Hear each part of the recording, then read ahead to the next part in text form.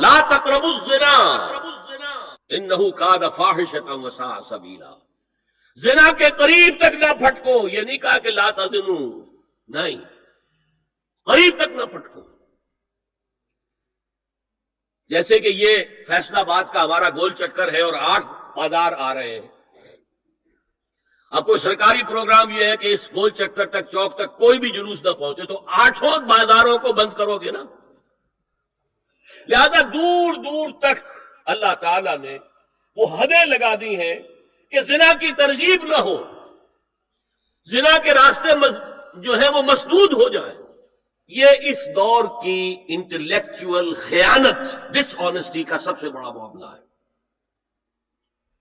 جدید نفسیات کا بابا آدم مانا جاتا ہے فرائڈ، اور فرائڈ کے نزدیک انسان کے محرکات عمل میں سب سے زیادہ طاقتور، سب سے زیادہ پوٹنٹ سیکس ہے.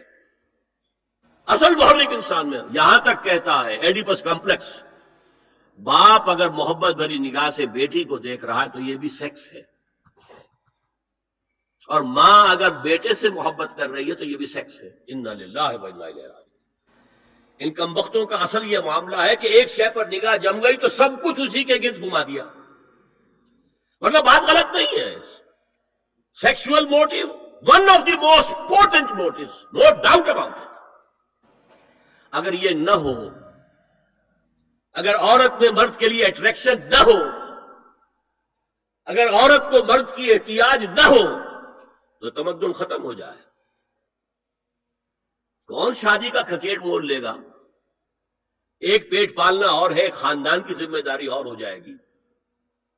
اس قدر زبردست جو ہے یہ موٹیویشن ہے، اندر سے جذبہ ہے اور اٹریکشن ہے شدید. اس اعتبار سے یوں سمجھیے، جتنا زوردار گھوڑا ہو اتنی ہی زوردار لگام چاہیے اگر ڈسپلن میں رکھنا چاہتے ہیں. لہذا اس سیکس کو ڈسپلن میں لانے کے لیے کہ قانونی تعلق ہو ایک مرد اور عورت کے درمیان، ازدواج ہو، شادی ہو جائے، یا دوسرا راستہ وہ بھی تھا جو آج کل نہیں رہا، باندھی ہو کسی کی، ملک یمین ہو، ان کے اندر سیکشول انٹرکورس جو ہے وہ ہو اور اس سے باہر نگاہ بھی نہ جائے. قرآن اور حضور دونوں کس قدر حقیقت پسند ہے. سورہ آل عمران میں فرمایا زُيِّنَ لِلنَّاسِ حُبُّ الشَّهَوَاتِ مِنَ النِّسَاءِ وَالْبَنِينَ وَالْقَنَاطِيرِ الْمُقَنطَرَةِ مِنَ الذَّهَبِ وَالْفِضَّةِ وَالْخَيْلِ الْمُسَوَّمَةِ وَالْأَنْعَامِ وَالْحَرْثِ. انسان کے اندر محبت پلا دی گئی ہے، مزین کر دی گئی ہے. کن کن چیزوں کی؟ سب سے پہلے عورت، سب سے امپورٹنٹ موٹیو عورت، پھر بیٹے،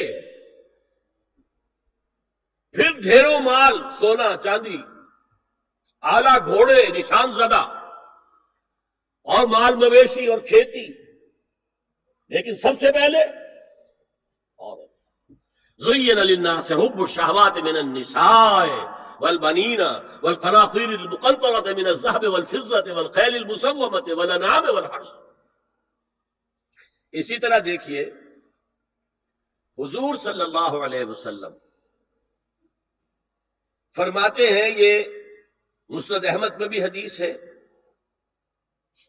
اور حاکم اور بیہقی نے بھی، عن انس ابن مالک رضی اللہ تعالی عنہ قال قال رسول اللہ صلی اللہ علیہ وسلم حبب الی النساء والطیب وجعلت قرۃ عینی فی الصلاۃ. اس تمہاری دنیا میں سے مجھے 3 چیزیں محبوب کر دی گئی. حبب الیہ، نمبر 1 نساء. کوئی جھجک کی ہے آپ نے بیان کرنے میں؟ ہم شاید یہ جملہ کہتے ہوئے جھجکیں گے، اللہ کا رسول نہیں. حقیقت ہے، اس کا اعتراف کرو. بہت مضبوط موٹیو، اس میں کوئی شک نہیں، کوئی شک نہیں، کوئی شک نہیں.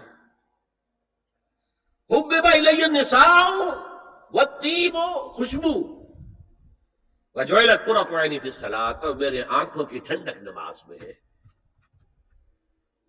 اسی طرح خود قرآن میں سورہ احزاب میں جب حضور سے کہا گیا کہ اب بس جتنی شادیاں ہو چکی تھیں آپ نے کر لی ہے، اب آئندہ نہ کیجیے۔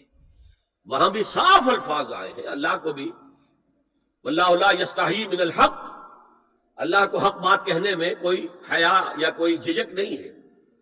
وَلَوْ أَعْجَبَكَ حُسْنُهُنَّ، اے نبی چاہے عورتوں کا حسن جو ہے وہ آپ کو بھلا لگے، لیکن اب آئندہ شادی نہیں۔ یہ میں تائید کر رہا ہوں فرائڈ کی، اس گدھے نے جو آگے تک پہنچا دیا ہے معاملہ وہ ہے غلط۔ بنیادی بات صحیح ہے، قرآن مجید کے مطابق ہے کہ سیکس موٹیو بہت سخت ہے، بہت زوردار ہے۔ حضور کی حدیث ہے، ان اللہ کتب علی ابن آدم حظہ من الزنا ادرک ذلک لا محال، اللہ تعالیٰ نے ہر انسان کا زنا میں ایک حصہ لکھ دیا ہے جو اس کو پہنچ کر رہے گا۔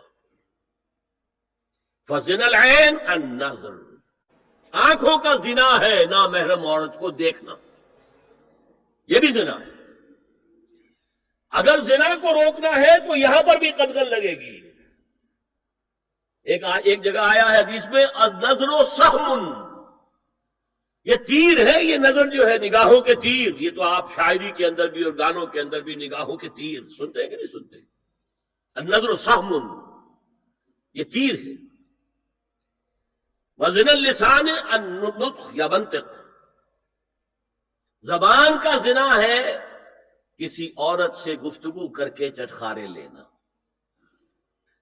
عورت کی آواز میں بھی ایک لوچ ہے، حسن ہے، اللہ تعالیٰ نے اسے سراپا ایسا بنایا ہے کہ مرد کے لیے اس کی ہر شے کے اندر اٹریکشن ہے، اس کی آواز میں اٹریکشن ہے۔ والنفس تمنا و تشتہی، اور باقی رہ گیا نفس، وہ تمنا کرتا ہے کہ اب میں اس سے آگے بھی بڑھوں اور زنا بھی کر لوں۔ والفرج یصدق ذلک کلہ اور یکذب، لیکن یہ ہو بھی سکتا ہے نہیں بھی ہوتا، لیکن یہ زنا تو کر چکا نا، کان کا زنا اس نے کر لیا، آنکھ کا زنا اس نے کر لیا، زبان کا زنا اس نے کر لیا۔ تو زنا کا روک تھام زنا کی جو ہمارے معاشرتی اہداف کے اندر بہت اہم ہے، بہت اہم ہے، بہت اہم، ورنہ معاشرہ ٹوٹ پھوٹ کا شکار ہو جائے گا۔ میاں بیوی میں اعتماد نہیں ہے، بے اعتمادی کی فضا میں اولاد جو پلے گی اس کی منفی نفسیات ہوں گی، کبھی مثبت نفسیات نہیں ہو سکتی۔ اب زنا جو ہے اس کے لیے حضور نے جو کچھ فرمایا وہ سن لیجیے۔ ادرک ذلک لا محال، اللہ تعالیٰ نے ہر انسان کا زنا میں ایک حصہ لکھ دیا ہے جو اس کو پہنچ کر رہے گا۔ آنکھوں کا زنا ہے نامحرم عورت کو دیکھنا، یہ بھی زنا ہے۔ اگر زنا کو روکنا ہے تو یہاں پر بھی قدغن لگے گی۔ زبان کا زنا ہے کسی عورت سے گفتگو کر کے چٹخارے لینا، عورت کی آواز میں بھی ایک لوچ ہے، حسن ہے، اللہ تعالیٰ نے اسے سراپا ایسا بنایا ہے کہ مرد کے لیے اس کی ہر شے کے اندر اٹریکشن ہے، اس کی آواز میں اٹریکشن ہے۔ والنفس تمنا و تشتہی، اور باقی رہ گیا نفس، وہ تمنا کرتا ہے کہ اب میں اس سے آگے بھی بڑھوں اور زنا بھی کر لوں۔ والفرج یصدق ذلک کلہ اور یکذب، لیکن یہ ہو بھی سکتا ہے نہیں بھی ہوتا، لیکن یہ زنا تو کر چکا نا، کان کا زنا اس نے کر لیا، آنکھ کا زنا اس نے کر لیا، زبان کا زنا اس نے کر لیا۔ یہ تو زنا کی تعریف ملا ہے۔ سورہ بقرہ کی ان آیات کو نماز میں تلاوت کرتے ہوئے میرے دل میں خیال پیدا ہوتا ہے کہ میں ان گناہوں کی معافی مانگ رہا ہوں جو بھول کر یا چوک کر ہو گئے، لیکن جو گناہ میں نے پورے شعور سے کیے اور اب بھی کر گزرتا ہوں ان سے کن الفاظ میں معافی مانگی جائے؟ وہ معافی مانگنے کے لیے تو یہ ہے کہ رب انی ظلمت نفسی ظلما کثیرا، جیسے حضرت آدم سے خطا ہوئی تھی، حضرت حوا اور آدم نے دعا مانگی تھی ربنا ظلمنا انفسنا وان لم تغفر لنا وترحمنا لنکونن من الخاسرین، وہ دعائیں بھی قرآن مجید میں موجود ہیں۔ یا جیسے کہ حضرت یونس علیہ السلام سے غلطی ہو گئی تھی، اللہ کی اجازت کے بغیر وہ اپنی قوم کو چھوڑ کر چلے گئے، تو انہوں نے جو تسبیح کی ہے، جو ہمارے ہاں جس کی تسبیح بھی کی جاتی ہے اور اس کا آیت کریمہ کا جو ہے ورد کیا جاتا ہے، کہ وہ بھی اصل میں قلب کی گہرائیوں اور شعور کے ساتھ جو اگر ادا کی جائے تو بہت لا الہ الا انت سبحانک انی کنت من الظالمین، تو یہ جو ہے استغفر اللہ ربی من کل ذنب واتوب الیہ، یہ بھی ہے، تو مختلف ہے اس کے لیے کہ جو وہ قرآن مجید میں بھی آئی ہے اور احادیث میں بھی ہے۔ البتہ توبہ کے بارے میں چونکہ ذکر آج ہوا ہے اور آپ نے سوال بھی کیا ہے، تو یہ بات واضح ہو جانی چاہیے توبہ کی 3 شرطیں ہیں صحیح توبہ ہونے کی، اور یہ 3 شرطیں ہیں حقوق اللہ میں جو گناہ ہوا ہے اس کے ضمن میں۔ حقوق العباد میں ہوا تو 4تھی شرط اور ہے۔ وہ 3 شرطیں کیا ہیں؟ گناہ پر حقیقی پشیمانی ہو، دل میں شرمندگی ہو، تعسف ہو کہ یہ کام میں نے کیوں کیا یا کیوں کرتا رہا اب تک، اور نمبر 2 عزم مصمم ہو کہ آئندہ ہرگز نہیں کروں گا، اور نمبر 3 اس کو چھوڑ دے بالفعل، وہ عزم مصمم پر عمل شروع ہو جائے۔ اگرچہ یہ ہو سکتا ہے کہ پھر غلطی ہو جائے، پھر ظہور ہو جائے، پھر نسیان ہو جائے، کوئی پرواہ نہیں، اس وقت جب کہ وہ توبہ کر رہا ہے نمبر 1 پشیمانی ہو حقیقی، نمبر 2 عزم مصمم ہو کہ دوبارہ ارتکاب نہیں کروں گا، نمبر 3 بالفعل اس کام کو چھوڑ دے۔ 3 کام اگر ہوں گے تب جا کر حقوق اللہ کے ضمن میں وہ توبہ صحیح ہوگی۔ فَإِنَّهُ يَتُوبُ إِلَى اللَّهِ مَتَابًا، توبہ جیسے کی جاتی ہے اس کی یہ تقاضے ہیں۔ اگر تلافی کر سکتے تلافی کیجئے، کسی کا مال ہڑپ کر لیا تھا واپس کر دیجئے، اس کے بغیر معافی نہیں ہوگی۔ اگر وہ فوت ہو چکا ہے، واپسی ممکن بھی نہیں ہے، تو ٹھیک ہے، اللہ تعالیٰ کے ہاں جو ہے وہ اس کا آپ کی نیکیاں اس کے حوالے کر دی جائیں گی۔ یا یہ کہ اگر زندہ ہے آپ نہیں بھی دے سکتے اس کا مال، یا آپ نے جا کے کہا بھائی میں نے آپ پر تہمت لگائی تھی، میں آج معافی چاہتا ہوں، خدا کے لیے مجھے معاف کر دیں۔ اور یہاں تک آتا ہے بعض صحابہ کا طرز عمل کہ ایک صاحب اپنے اسی طریقے سے ساتھی سے معافی مانگ رہے تھے، انہوں نے کوئی سرسری طور پہ کیا اچھا جی ٹھیک ہے میں نے معاف کیا، لیکن انہوں نے محسوس کیا کہ یہ دل سے معاف نہیں کر رہے، وہ زمین پر لیٹ گئے اور اپنا گال ایک جو ہے زمین پر ٹکا کر دوسرے کا، اس پر میرا اپنا پاؤں میرے دوسرے گال پر رکھو تو مجھے یقین ہوگا کہ تم نے واقعی مجھے معاف کیا ہے۔ تو یہ کیفیت تو اس انسان کی ہوگی نا جس سے واقعتاً محاسبہ اخروی کا احساس ہو اور شدید کے اس کی جواب دہی ہوگی، تو اس کے لیے تو پھر وہ ہر طرح سے تلافی کے لیے خوشامد کرے گا، بھائی خدا کے لیے مجھے معاف کر، اور نہیں معاف کر دیں آپ، بس یہ کیا ایک معافی وہ ہوتی ہے، وہ جو پولیس والے بھی معافی مانگ لیتے ہیں کبھی کبھی، تو وہ معافی نہیں ہوتی، حقیقتاً دل سے آپ معافی مانگیں تو وہ ہے معافی، اور واقعتاً دل سے معاف کریں۔ تو یہ ہے 4تھی شرط ہے کہ جو حقوق العباد کے سلسلے میں ہے۔